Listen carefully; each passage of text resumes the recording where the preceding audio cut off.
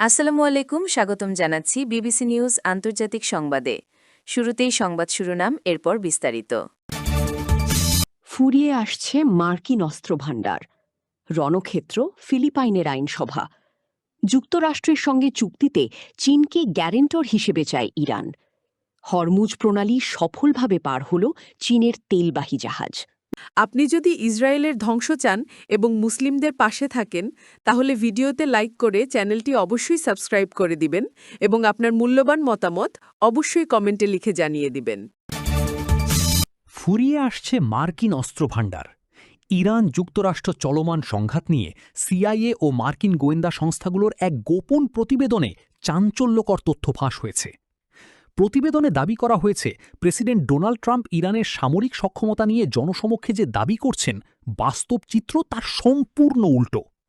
মার্কিন গোয়েন্দা তথ্যানুযায়ী দীর্ঘমেয়াদী হামলা ও অবরোধ সত্ত্বেও ইরানের ৭০% ক্ষেপণাস্ত্র মজুদ এখনও পুরোপুরি অক্ষত এবং তাদের ৯% ভূগর্ভস্থ ক্ষেপণাস্ত্র ঘাঁটি ও উৎক্ষেপণ কেন্দ্র বর্তমানে সচল রয়েছে। নিউ ইয়র্ক টাইমসে প্রকাশিত এই প্রতিবেদনে বলা হয়েছে, গত ৯ মার্চ ট্রাম্প দাবি করেছিলেন যে ইরানের সামরিক শক্তি ধূলিসাৎ হয়ে গেছে, কিন্তু গোয়েন্দা সংস্থাগুলো বলছে হরমুজ প্রণালীর পাশেই অবস্থিত ৩৩টি ঘাঁটির মধ্যে ৩০টি ইরান পুনরায় সক্রিয় করে তুলেছে। এই সামরিক শক্তি পুনরুদ্ধারের ফলে মার্কিন যুদ্ধজাহাজ ও তেলের ট্যাঙ্কারগুলো এখন চরম ঝুঁকির মুখে। অন্যদিকে যুক্তরাষ্ট্র তার অস্ত্রের মজুদ নিয়ে সংকটে পড়েছে।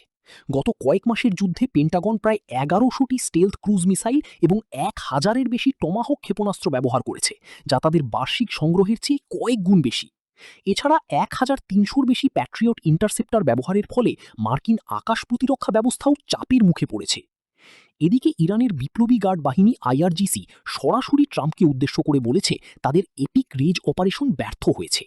ইরান বর্তমানে কোনো পরাজিত পক্ষ হিসেবে নয়, বরং বিজয়ী শক্তি হিসেবে শান্তির জন্য ৫টি কঠিন শর্ত জুড়ে দিয়েছে। তেহরানের শর্তগুলোর মধ্যে রয়েছে লেবানন ও গাজাসহ সকল ফ্রন্টে যুদ্ধ বন্ধ করা, সকল নিষেধাজ্ঞা প্রত্যাহার ও জব্দকৃত সম্পদ ফেরত দেওয়া, হরমুজ প্রণালীতে ইরানের সার্বভৌম অধিকারের স্বীকৃতি, যুদ্ধের ক্ষতিপূরণ প্রদান এবং ইউরেনিয়াম সমৃদ্ধকরণের অলঙ্ঘনীয় অধিকার। রণক্ষেত্র ফিলিপাইনের আইনসভা। আন্তর্জাতিক অপরাধ আদালতের আইসিসি গ্রেপ্তারি পরোয়ানা কার্যকর করতে গিয়ে ফিলিপাইন সিনেট ভবনে নজিরবিহীন এক সংঘাতের সৃষ্টি হয়েছে। বুধবার ১৩ মে সন্ধ্যায় সাবেক পুলিশ প্রধান ও বর্তমান সিনেটর রোনাল্ড ডে লা রোসাকে গ্রেপ্তার করতে পুলিশ ও মেরিন সেনারা যখন সিনেট ভবনে প্রবেশ করে, তখন অন্তত ১৫ রাউন্ড গুলির শব্দ পাওয়া যায়। প্রত্যক্ষদর্শী ও সংবাদ মাধ্যম আল জাজিরার প্রতিবেদক জামেলা আলিন্দোগান জানান, ভারী অস্ত্রশস্ত্রে সজ্জিত সেনারা যখন ভবনের সিঁড়ি দিয়ে ওপরে উঠছিলেন, তখনই গুলিবর্ষণ শুরু হয়। গুলির শব্দ শোনার পর সেখানে উপস্থিত সংবাদকর্মীরা প্রাণ ভয়ে দিকবিদিক ছুটতে থাকেন।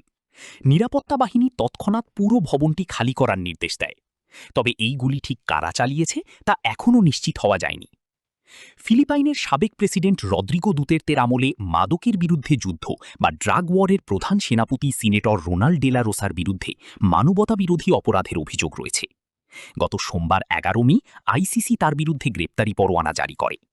গ্রেপ্তার এড়াতে তিনি গত কয়েকদিন ধরেই সিনেট ভবনের ভেতরেই অবস্থান করছেন। গ্রেপ্তারের আশঙ্কায় ডে লা রোসা বুধবার ফেসবুকে একটি ভিডিও বার্তা পোস্ট করেন। সেখানে তিনি ফিলিপাইনবাসীদের প্রতি তাকে রক্ষার জন্য সিনেট ভবনে আসার আহ্বান জানান। তিনি বলেন, আমি আপনাদের কাছে সাহায্য চাইছি। দয়া করে কোনো ফিলিপাইন নাগরিককে দি হেগে অর্থাৎ আইসিসি সদর দপ্তরে নিয়ে যেতে দেবেন না। অশ্রুসজল চোখে তিনি প্রেসিডেন্ট ফার্দিনান্দ মার্কোস জুনিয়রকে অনুরোধ করেন যাতে তাকে আন্তর্জাতিক আদালতের হাতে তুলে না দেওয়া হয়। ডে লা রোসা দাবি করেন তিনি কোনো দুর্নীতির সাথে জড়িত ছিলেন না এবং দেশের স্বার্থেই কাজ করেছেন। যুক্তরাষ্ট্রের সঙ্গে চুক্তিতে চীনকে গ্যারেন্টর হিসেবে চায় ইরান। যুক্তরাষ্ট্রের প্রেসিডেন্ট হিসেবে ডোনাল্ড ট্রাম্প যখন তার অন্যতম গুরুত্বপূর্ণ এক সফরে বের হয়েছেন, ঠিক সেই মুহূর্তে চীনের সঙ্গে নিজেদের সম্পর্ক নিয়ে তেহরান গভীর আত্মবিশ্বাস ও স্থিতি বজায় রাখার ইঙ্গিত দিচ্ছে। ইরানের সরকার বর্তমানে বেইজিংয়ের সঙ্গে তাদের কূটনৈতিক ও কৌশলগত সমীকরণ নিয়ে আগের চেয়েও বেশি আশাবাদী। ইরানের উচ্চপদস্থ কর্মকর্তারা চীনকে একটি কৌশলগত অংশীদার এবং ঘনিষ্ঠ বন্ধু হিসেবে অভিহিত করেছেন, যার মাধ্যমে তারা দ্বিপাক্ষিক সম্পর্ককে আরও সুদৃঢ় করার লক্ষ্য নির্ধারণ করেছেন। সম্প্রতি চীনে নিযুক্ত ইরানের রাষ্ট্রদূত আব্দুর রেজা রহমানি ফাজলি এই সম্পর্কের গুরুত্ব তুলে ধরে বলেন, যুক্তরাষ্ট্রের সঙ্গে ভবিষ্যতে যে কোনো সম্ভাব্য চুক্তিতে পৌঁছাতে হলে তা অবশ্যই জাতিসংঘ নিরাপত্তা পরিষদে উত্থাপন করতে হবে। হরমুজ প্রণালী সফলভাবে পার হল চীনের তেলবাহী জাহাজ। ইরান ও ইসরায়েল যুক্তরাষ্ট্রের মধ্যে চলমান যুদ্ধের উত্তেজনার মধ্যেই একটি চীনা সুপার ট্যাঙ্কার সফলভাবে কৌশলগতভাবে গুরুত্বপূর্ণ হরমুজ প্রণালী অতিক্রম করেছে। জাহাজ চলাচল সংক্রান্ত ট্র্যাকিং তথ্য অনুযায়ী 2 মিলিয়ন ব্যারেল ইরাকি অপরিশোধিত তেল বহনকারী ইউয়ান হুয়াহু নামক এই বিশালাকায় জাহাজটি বর্তমানে ওমান উপসাগরে নোঙর করে আছে। উল্লেখ্য, এই এলাকাটির ঠিক পাশেই মার্কিন নৌবাহিনী ইরানি জাহাজ চলাচলের উপর কঠোর অবরোধ আরোপ করে রেখেছে। যুক্তরাষ্ট্র ইসরায়েল বনাম ইরান যুদ্ধ শুরু হওয়ার পর থেকে এটি কোনো চীনা তেলবাহী ট্যাঙ্কারের হরমুজ প্রণালী অতিক্রম করার তৃতীয় ঘটনা।